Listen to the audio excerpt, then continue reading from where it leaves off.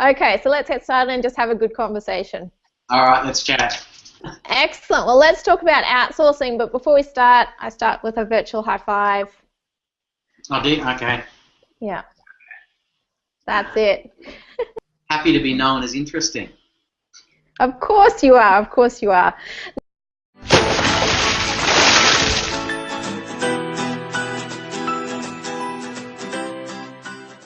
Now, David, can you tell us, first of all, a little bit about yourself and your background and your experience of the Interesting Dinner? Okay. Well, my name's David, as you know, and I'm the CEO of a company called Certica, and we help businesses and contractors become contractor ready. What that means is, from a business point of view, we help them engage contractors in a compliant manner, making sure all fair work requirements are met, taxes, insurance, those sorts of things. More to the point, though, I have 4 young children. I'm a serial business person, and I just love enterprise. And the good thing about the Interesting Dinner was I got to hang out with people that kind of had the same interests. And when you do, and when you hang out with people that I guess they've got interesting experiences, that they're well-travelled, they're well-versed, they've had a whole bunch of ups and downs in life and in business, like I certainly have.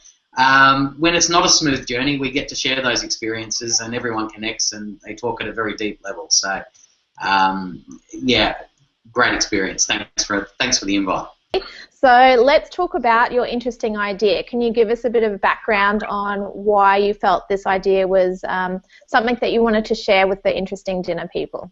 Yeah, I guess the reason I wanted to share my idea, and my idea can loosely be described as globalizing your business, or employing people in other countries to work within your business and building a team of those people to support you and what you do, I guess, locally. And the reason I wanted to share that is it's made such a profound change to the way that I operate, the freedoms that I enjoy, the outcomes that we deliver to customers, and all for the better, and a real eye-opener. You know, there's those moments in life where you really don't know what to expect, and you're maybe a bit nervous. You've heard some stories that are perhaps to the contrary about all the problems that are associated with doing things like this. And then when you jump in the deep end of that swimming pool, actually the water's quite nice, and you wonder why you're standing on the sideline so long. So the change in me has been very profound, and the change in my business. So my journey, Emma, I suppose this is what you want to hear before this interesting moment.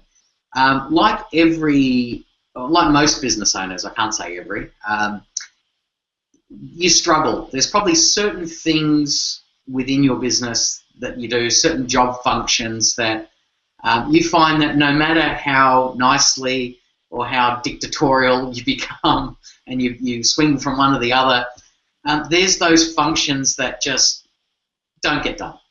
And Yes. okay, and I approached this issue very much on from a point of view that I really wanted this little component, which I thought was very valuable and important, and it very much is within my business, addressed, and that was contact with our customers. Outbound calls, putting the leather on the pavement, and the way that I had my business structured is, and I did this for reasons of accountability. Okay, I would allocate an account manager, one individual, to a client account. And that meant that individual in our business would field inbound calls from our business client and their contractors. And those calls might be regarding a whole range of issues. We're very broadly skilled in Australia. We tend to have, everyone does very broad-based jobs. Yes. Yeah. And then what they would do is they would receive a whole bunch of administrative work. And just think of processing payments to contractors, uploading compliance documents and verifying and vetting all that sort of information. Again, broad range of skills that they're trained in. And lastly, what I'd really hope for is that What I was asking for is there was a regular cycle of customer contact with regular cycle of calls and whether you call it net promoter score, whether you just call it regular contact. I wanted the account manager. I believe the primary role of an account manager is to form those relationships with their customers. What you found your account managers were actually doing with their role before you globalized your business? Yeah, absolutely. And what I found is the account managers were very much doing what had to be done. Okay, they were. If the phone would ring, they would have to answer that. There's no avoiding that. If there were people to pay and invoices to process, they would have to do that because people were expecting those things. Yes. So again, there was no avoiding that. So I actually got all of my account managers one by one into our boardroom, and I sat them down. I was very open, and I said, guys, I really want to understand. It was almost like a time and motion study. Where are you spending your day? What are the top 3 things that you do? And they were administrative and receiving calls. And then I would ask each account manager to roughly what percentage of your time we were spending on these things. And I found that 95% on average of my account manager's time, and bearing in mind these were very well paid individuals, was spent doing work which was administrative and reactive. Okay? And we all know as business people, if we're in reactive mode, we're not really going anywhere. We need to be directing our activities rather than reacting to others. So that's right. So then I sat back and I looked at that and I thought, how much are we spending as a business on administrative and reactive tasks? And it was a huge amount of money. Scary. And very scary, yeah. And how much are we spending on that customer contact and those relationship type activities, which builds our business? You start as a one-man band or what have you, and with an idea, an individual with an idea, and you end up doing everything from sales through to execution. And then when you expand, the logical thing to do is to replicate that. Oh, I need more people just like me, to do everything. Yes. That'll take you to a certain size, and then you'll start pulling your hair out and becoming very, very frustrated with why am I stuck at this scale that I'm at? Why am I having the same issues over and over and over again? Yes. And really, this is where we need to take a leaf out of the book, but not repeat trying to avoid some of the mistakes as well of depersonalization, of very much the way that a corporate is structured, where tasks are done vertically rather than broadly. I think there's a balance, though, between the two, and that's what I'd like to share with you is how I found for my business we've struck that balance. David, can you share with our audience exactly what you've done? So where you are and what you did. Absolutely. So I was lucky enough to go on a trip with a bunch of other business people over to the Philippines. And it was a real eye-opener. As I said to you before, just the refreshing lack of regulation around enterprise. I won't say that that's reckless, but it kind of reminded you that anything is possible. Yes. We live in a very governed and regulated society which kind of puts a wet blanket over you and your aspirations, and you can fall into that. Yes. I guess most business people, entrepreneurial people, whatever you want to call us, we have a dysfunction. We probably rebelled against authority, and you don't realise how slowly we're slowly controlled little by little, and it can kill the creative juices. But which is why it's quite interesting, because you're in a regulation business. Yeah. It's ironic. Do as I say, not as I do.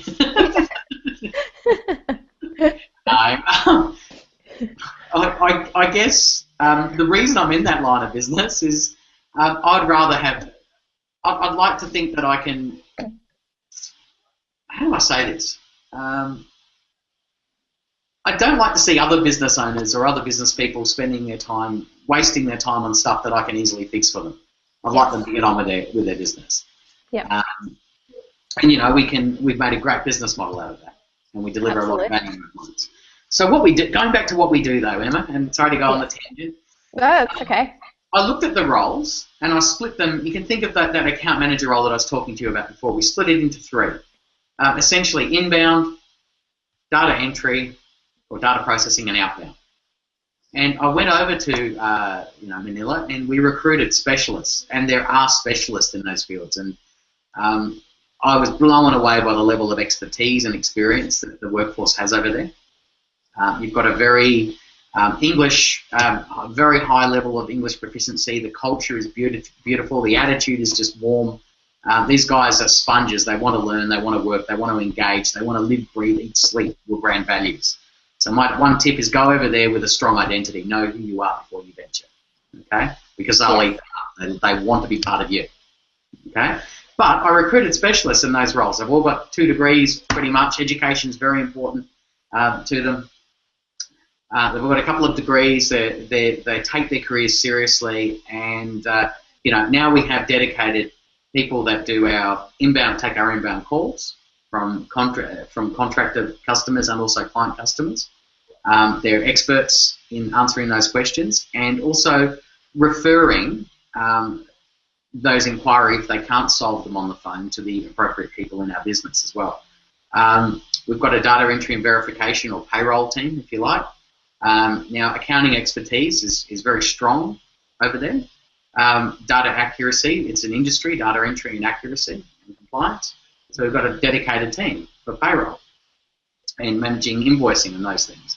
And then the exciting thing is we're able to engage an outbound team who would actively call each of our contractor customers on a regular basis, and they get a 4-week service call with a Net Promoter Score, and we're ourselves and our clients, and we track that, we publish those results, and we're dealing with we're a company that has thousands of contractors. We have a very large workforce. So what does that mean for your business domestically? Okay, well, what it's meant is the phone no longer rings in my office here. All right. Now that doesn't mean we're not busy. It's quite profound. I noticed this on the first day. I went over to the Philippines, and literally 4 weeks later, we were in business over there, training staff. Wow. That's quick. And you can do it. You can be that quick. And technology, things like this, allow us to do that. Okay? Yes. So in order to do this, you need to be connected. You need to be utilising the cloud. You need to collaborate online with individuals on a daily basis. But saying that, when the phone doesn't ring in your office, you're not distracted. Okay? So then you start making better decisions. You step back from your business or your role and you say, well, how can I do things better? What are the opportunities in front of me? And how do I engage with those people to work with them to make those opportunities a reality? And again, I spoke to you before about being reactive and on that treadmill and in that cycle. Well, having the phone not ringing actually gets you out of that completely. Absolutely. It was so profound, and it's meant from a lifestyle point of view. I now can work from anywhere. I don't know, Emma, like yourself or anyone that's listening, if you can't help yourself. If you hear the phone ring and somebody, doesn't matter how big you are as a business, how many employees you have doing whatever tasks, you're the person that started this. This is your baby. This is your passion. So if you hear someone on the phone, your natural inclination is to listen in to make sure that they're saying or doing the right thing. Right? So not hovering at all. No, I had to send that. What do I say? I had to send that 5,812 kilometres away to stop me doing that. So. Fair enough. That's been the most profound change. And what we have here, though, left in Australia, there are everyone's scared about outsourcing and a loss of jobs and what have you. And really, we need to look at it the other way. We need to look at, I could talk economics to you about arbitrage and value and all this sort of stuff, but that's just the dynamic that's going to make what I've done inevitable over a long period of time. And it pays to engage with it, be part of it, and benefit from it before you're forced to do so and then you're left behind. So that's the pragmatic view. But the real view is we need to develop skill sets in other areas. And by that I mean we just need to look at the things that we can't outsource.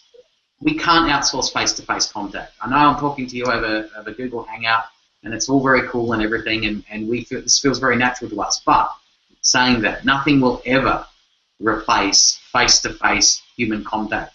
The sense of touch, smell, or whatever it is, sharing a smile or sharing a moment, it is very valuable. So what we've been... Simon Sinek actually talks about it's interesting that people love the blogging world, but then why do 20,000 bloggers go to Vegas every year for the big bloggers conference? That's right. Yeah, so the handshake. And write about the day that they had. That's right. The handshake will never be replaced, basically. No, absolutely right. That's absolutely 100%. And what this allows you to do is actually engage within your business and develop and create highly skilled, people which have highly skilled interpersonal attributes. They're great communicators, face-to-face communicators. And That's right. We're losing that art a little bit to the smartphone. Yeah. Yes. And in fact, I learnt the other day that it was the number one fear now of people in the workplace. It used to be public speaking, right? It's not anymore. It's actually one-on-one human contact. Really? Yeah, I know. It blew me away because to me, it's just what I thrive on. I like that. Yeah. I don't fear it. I embrace it. But I also got called old the other day. We've reached that age. I'm finally there. But I realise that there is a generation that don't have that same, because they've grown up electronically more so. That there's more. They're actually scared of the human contact. So. Anyway. Which is that's going to require a whole new set of training and development from an organisational perspective for big employers to begin with. Absolutely. And this is probably one of the reasons why I couldn't, going back to my account managers, get them to call customers. There was a lot of fear associated with that too. As businesses move to a similar model as you have, those face-to-face skills in the workforce are going to be even more highly valued than they are now. Absolutely. Which is an opportunity for those in the workforce. Oh, without a doubt. Yeah. Without a doubt. Look, economies, what we're just talking about is everything evolves over time. Yes. Everything evolves. We're different now than we were 20 years ago and 100 years before that. So, and we just need to keep on evolving and developing the skills that are relevant for the time that we live in, or for the time we're about to live in, more of the point. So, David, can we talk more about now about your team over in the Philippines and how, Certica's had such a great culture that you've developed in Australia. How have you transferred that over to the Philippines? Yeah, excellent. Really proud of this. The timing for us couldn't have been better when we went, and we'd just undergone in the sort of 2 quarters prior to that a rebranding, undergone a rebranding exercise. We used to be a company called iContract, and indeed there was a lot of brand equity built up in that name, and people were actually very familiar with it. Sometimes people still call us iContract. That now is the name of our software platform, which we developed to support our contractor-ready deliverables. It's important to speak with. But yes. we became Certica. And with Certica, our brand actually, if you look at our logo, if anyone does, is it's a star, and it's made up of 3 eyes. And those eyes stand for intelligence, integrity, and innovation. And we put those 3 eyes together and we deliver certainty. And that's the C in the middle of our logo. So we call that the Certainty Star. And we had a very, very, very clear understanding of who we were, what we stood for, prior to going over and setting up an office offshore. Yes. It was very, very profound to have this information because when we engage in how we manage people is against those three eyes. So we talk about how people can show integrity, how we can ensure that we have 100% accuracy in our data processing and what have you. That's integrity, right? Yes. We talk about intelligence, and that means understanding our clients' needs and reacting in them in the smartest way possible. It means not repeating mistakes. It means learning. It basically means being open to learn. So we're able to talk about people being intelligent. And we also have innovation. Now, culturally, this is probably what's made us an employer of choice over there, and they were able to create such a wonderful culture. We have monthly and quarterly awards against our brand ethics, and we have quarterly certainty championships and whatnot. And so we have other team members recognising through a Google site that we've set up, other team members that display those brand ethics and why and when and what the outcome was. And so they're nominating each other and they're spotting that behaviour. But the thing that really stood out is innovation. A lot of businesses that go offshore, they take a very dictatorial approach. And I've even heard other expats saying, you need to treat the workforce like 12-year-olds. Okay? Wow. To me, that is just so offensive on so many levels. One is, I don't want a workplace of 12-year-olds. I don't know about you or anyone else listening, but we don't want. Who wants a workplace? I've got a 12-year-old son. He's a lovely kid, but I don't want a workplace full of him and his friends, right? Also, I think if you treat people that way, what do you get? That's right. Okay? So I realised that, and I do, and I value the team over there. They're just, I've got to say this, they're just as competent and skilled, if not more highly so, than the workforce that we've been able to engage here locally doing those roles before. Okay? Yes. So they're intelligent people, and they're committed to your business. So what we've done though with innovation is we allow them to innovate. We are interested in their suggestions to help improve our processes. We have monthly innovation discussions with the team where they put forward their idea and then we implement their suggestions. Okay? If they meet business requirements and so on and so forth. The worst thing you can do though is not listen to somebody's suggestion. When they're volunteering and they're putting their hand out, you don't slap them on the wrist and say it's a bad idea. Yes. You understand you want to know why they believe it's a good idea. What issue is it that they're trying to solve? Maybe there's a better way to solve it, but the fact that they're contributing is fantastic. So I think that we're the only business that I know of that allows innovation, because the traditional way to outsourcing is go over there, have all your policies and procedures in place, and that's what you do, and that's how you control it. Put the expat manager in, and it's a very old school recipe, and it's one that doesn't actually allow development within an organisation, and it doesn't have the same buy-in. We have a super low staff turnover. I mean, super, super, super low. Okay. Have you found that now that you've changed that structure, that it's super low on the domestic side as well? Because we're attracting the people that for their specific need, rather than I guess we're not trying to put a square peg in a round hole anymore. Everyone's got those things that they've thought about doing. Oh, one day I'm going to do this. The gunner things. Or I'd love to do this. Well, by outsourcing, you're able to invest time, effort, financially into trying some of these things, because the cost of, I guess, failure, for want of a better term, is not prohibitive.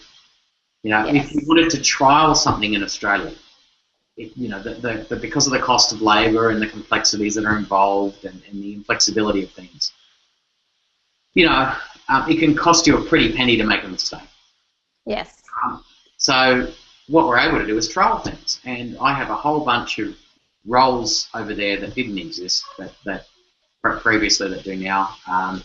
We've hired we have on our team a marketing and communications director, and we were able to attract him. He was a creative director of one of the large advertising agencies in the Asia region, He managed the Nestle account in the Philippines, and we're able to attract him to our business to make Certica a household name, which is fantastic.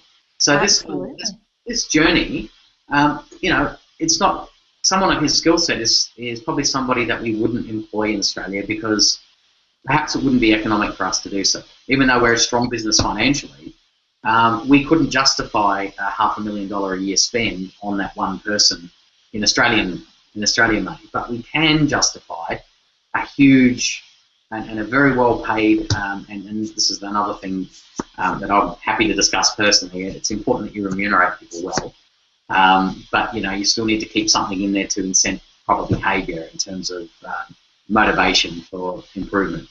Yes. But we're able to offer a very, very attractive remuneration package, but at a value which we're able to enjoy and use to grow our business. So we can do things that we couldn't possibly have hoped to do before, and it helps us compete on a much bigger level.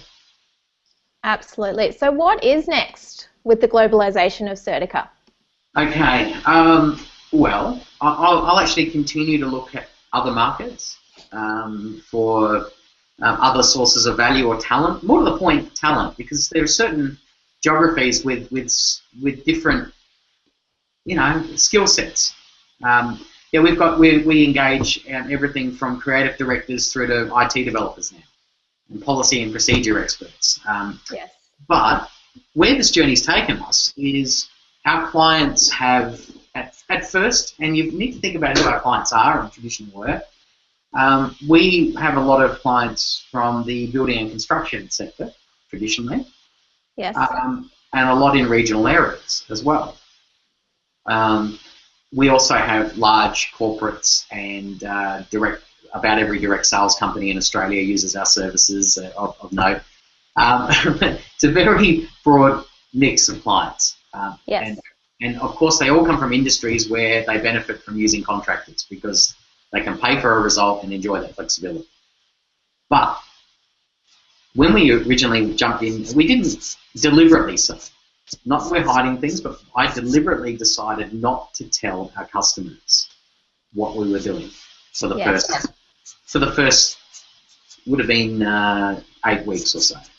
Okay. I wanted to see what response we would feel. Okay. Yes. And interestingly, there was no change in attitude. It was just like, oh, you've got a new starter. Wow. Yeah. That's interesting, isn't it? Yeah. There's a bit of a. I apologise to my customers. I wasn't upfront with them, but I really wanted to get the honest reaction. Yes. And the feedback was, oh, you got some new starters, and they seem quite committed and whatever. Oh, yeah, we're growing our team. And then, which you were. Yeah, we were. And then we decided to create personal connections between our team members and our customers. So we created profiles. You probably see my little picture down the screen somewhere. We created a little anime, a little avatar of all of our team members, and we wrote a little bio, and we sent them to our clients week by week, and introducing David, and this is what David does to keep your contractor ready, Yes. so on and so forth. So we created a personal connection, and that really helped.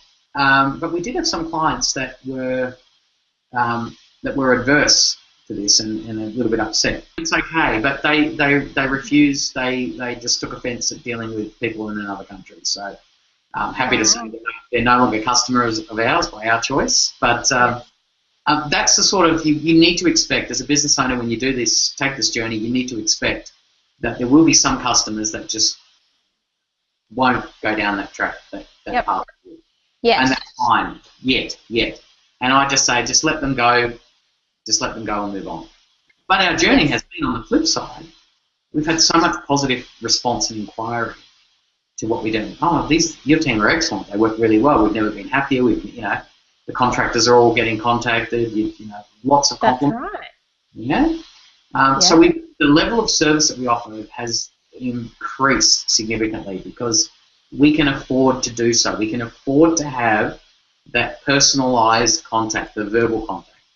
and we now have people that go out face to face. So we're hitting it this way. So both sides. Yep. Both sides. Yeah. Well, thank you so much for joining us today, David, and sharing with our audience your journey, I suppose, not just an interesting idea, but how you actually took that idea and, made it a reality. So thank you so much. You're welcome. It's been a life changer. Thank you, Emma. My pleasure. So you've got your website down the bottom there. How can people connect with you through that website? I believe there's an inquiry form on there, which is great. So go to certica.com.au. I think you click a button that says I'm ready. So please do that. Happy to hear from you. We can help you with your contracted workforce in Australia. We're renowned. We've got a great reputation there. Also, we can help you go down that journey overseas if you wanted to talk about that as well. So, excellent. Well, thank you so much, David, for your time and for contributing to the dinner. That was a great dinner that I hosted and you attended, so thank you for that. No worries. For those of you that are watching, yeah. Sorry, David, did you have something? I did. I was going to say, if Emma happens to contact you with an invite to go to dinner, please take her up on it because it's you'll have a fun night.